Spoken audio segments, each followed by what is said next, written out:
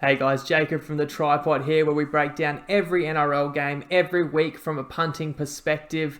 And today I'm going to recap round 15 of the NRL. We had a pretty successful round. We went 10-5 on our best bets. We hit some nice value plays, some nice same game multis. We didn't land the knockout blow on the bookies with our long odds multi today falling short on a team. We had a great line and a great lead, but it wasn't to be. But we'll get to that. We'll get through all the games. You'll notice Alex isn't here. He's on a buck, so shudder to think what state he's in, but that means this will go half the time. 12 minutes, I'm going to recap the round. Let's get into it. Thursday night, it was Parramatta Eels 14, Melbourne Storm 0, and we went 3-1 on our best bets. And I don't need to talk about why our best bets won too much, because on the preview pod, I just tried to be as compelling as I could be for why the Eels were one of my favourite bets of the season, and why Melbourne Storm was just not value at all this week. And it's not a knock on the Storm. You boys know we love them. We respect this team. Made a lot of money, but the limitations of them with the personnel they had available, it was quite obvious in this game that they couldn't really get into the game and mount too much pressure against a quality opponent in the Eels. And I didn't even think the Eels played too well. I thought the Eels were underwhelming in attack, didn't land a killer blow, didn't score a try in that second half, which we would have loved because we would have swept the game.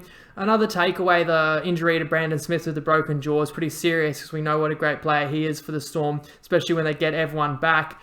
And I guess one more thing, great for our minor premiership bet, because the Storm was the closest side to the Panthers. Speaking of the Panthers, 38-12, they beat the Cronulla Sharks. We won our one and only best bet on the game, and it is great for our minor premiership. They're looking really scary, and with that win combined with the Storm loss, the only way they don't win the minor prem is if they lose to Parramatta in round 18 and drop another game and Parramatta runs the slate. Now, this was definitely helped by Shaun Johnson being ruled out before kickoff. I heard he might have had a baby, or if I misheard, maybe caught rabies, not sure, but either way, he didn't play. The Sharks really never had a chance. Penrith were absolutely clinical. Look, we've praised a lot of their players, a lot of guys getting accolades, talked a lot about the back line, and obviously Fisher Harris and Kickout putting together huge seasons. But what about Liam Martin? This is a young back rower who's come into the competition the last couple of years. He's super mobile, he busts tackles. I thought he was close to their best on Friday night. The Dragons 28 beat the Broncos 24. We had no best bets on this game. We did say plus 10.5 on the Broncos would be value if you could be sure you were getting an 80-minute effort out of the Broncos. But how can you ever be sure? And early days it was 12-0 in this game to the Dragons, and you thought, oh no, here we go again. But to their credit, Brisbane fought back in this one, got it back to 12-all. An insane try by Katoni Staggs, who is breaking out as an absolute superstar in a dismal year. He is a bright spark. His try brings them back into the game. That ends up being 26-24 with 10 minutes to go. Anyone could have won. Speaking of bright sparks, I mean, Carrigan, big game for Brisbane. Tommy Dearden was great. It makes you question again why you had to pay big money in the open market to bring a guy like Brodie Croft. Never understood that. But on the Dragons side of things, a good repeat effort after beating the Eels last week to come to Brisbane and get the win. A guy who deserves a shout out, who's had a bit of a maligned year, including being dropped. Brother Normie, he gets a try, and his clutch kicking ultimately got the Dragons home.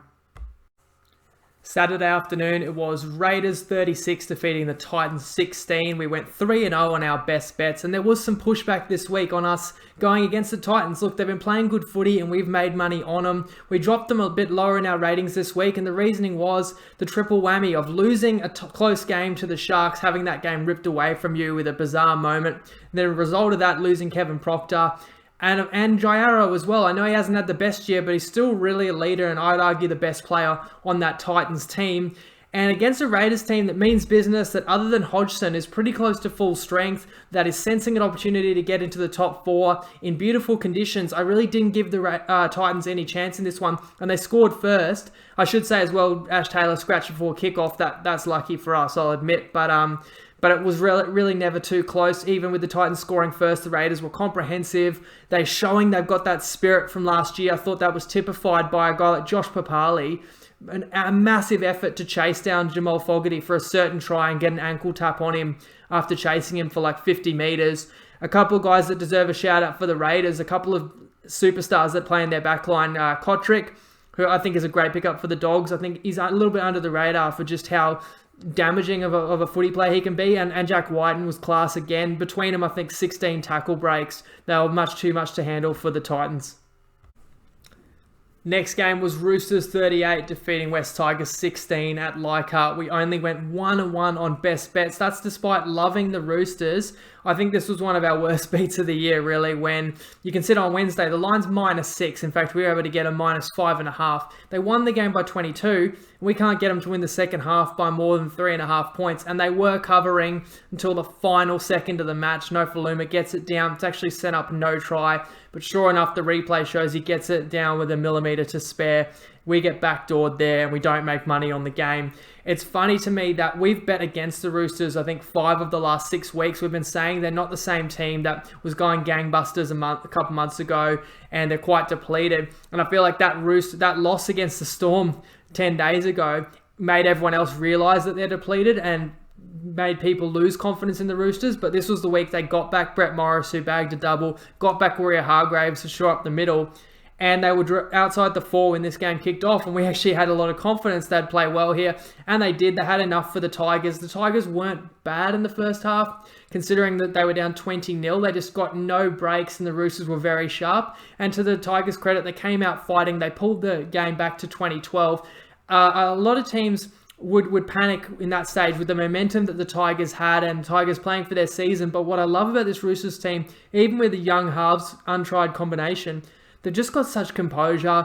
They righted the ship. They ended up running in some late tries. Unfortunately, just not the very last one. But I tell you what, it's just scary watching this Roosters team, how good they were yesterday, and thinking about who's still going to come back into this team.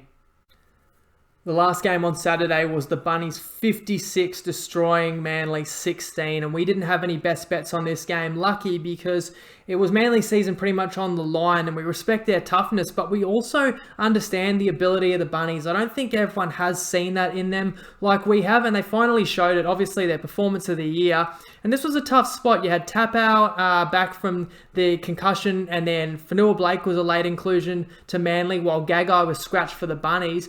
But it's easy to say in hindsight, but I did say this on Wednesday, a big concern was the toll that the Knights loss took on them, because they fought tooth and nail. They had a lead with 5 minutes to go. They're playing beat up and busted in that game, and to fall short just seemed like they couldn't pick themselves up again for this one. This was a first half like I've never seen before. I mean, 38-0. Someone can comment if there's ever been a halftime deficit in the NRL bigger than that. I can't remember one. It was an example of how the 6 again rule just can create an avalanche of momentum. The Bunnies were getting repeat sets and then scoring at the end of repeat sets and then get the ball back, and just, I think there was a 15-minute window in the first half where Manly didn't see the ball and conceded 4 tries, including one where Johnston gets over in the corner. As if that's not bad enough, he gets clipped high. It's an 8-point try and a sin bin to Funa. So that was just absolutely brutal for Manly. Bunnies showing that they're a worthy finals team that you actually do have to respect. Manly, you can't read too much into it once they got blown off the park. They're definitely playing sudden death footy now. It's still possible to make the 8 if they win 5 from 5. But hey, next week is against the Melbourne Storm. So it's going to be tough sledding for Manly.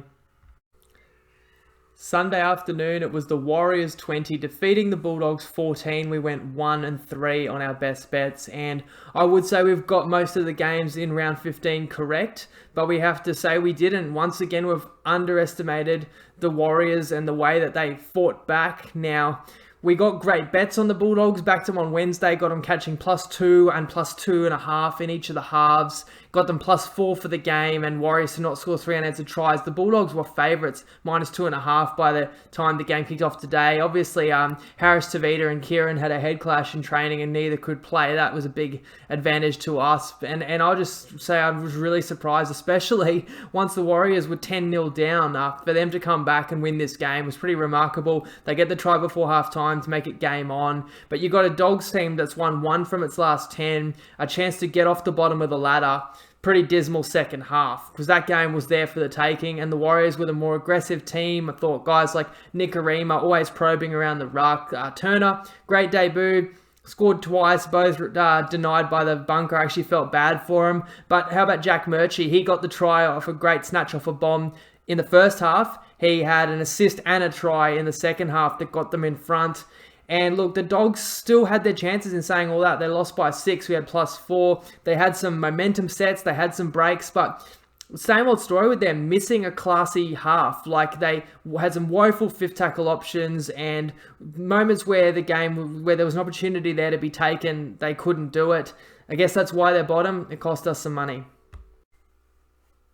Last game of the round, Knights 12 beat the Cowboys 0. We went 1-0 on our only best bet, which was Knights to lead at halftime and full time. Of course, the Knights winning that game also means that the previous game, the Bulldogs, cost us our only losing leg out of 7 on our 28-1 365 multi. And as I said before, we've got plus 2.5. They closed at minus 2.5 favourite. They led 10-0. So that sums up how our long odds multis have kind of gone this season. This game was nothing too exciting. I've got to say the Cowboys turned up to have a crack, and you got to give a rap to the Knights D for keeping them scoreless, but not that they had a great deal to offer. If anything, the biggest talking points out of this game are sad ones. Blake Green suspected ACL, looks like his season's over and he only just got to Newcastle. And Taumalolo assisted off, and that did not look good either. And we know it gets quite ugly for the Cowboys. They've had a bad enough year as it is, and now they could be missing him potentially the rest of the year. One thing about the Knights, while it's a good win and it keeps them within 1 point of the 4, they do appear to me they are missing 1 or 2 star outside backs. It's funny, I mean, they really would like to still have Jesse Ramian, and I know Bradman Best is going to come back in a couple of weeks, but they do seem to be lacking maybe just a bit more punch for someone to run onto some of Kalen Ponga's pinpoint passes. And we all know he's a superstar. We know what a running game he has. But I don't know if people give Ponga enough credit for the passes he can put on at speed. He creates holes that aren't even there. He threw the ball for the winning try last week, and he throws the ball for the try that seals it this afternoon. So all in all, guys, a pretty good round in 10-5. Very disappointing when you get a nice juicy multi through to the Sunday afternoon and it doesn't come through. But we'll be back at it again, keeping our historic 2020 season going on Wednesday night, 6 p.m. to preview round 16. Lego!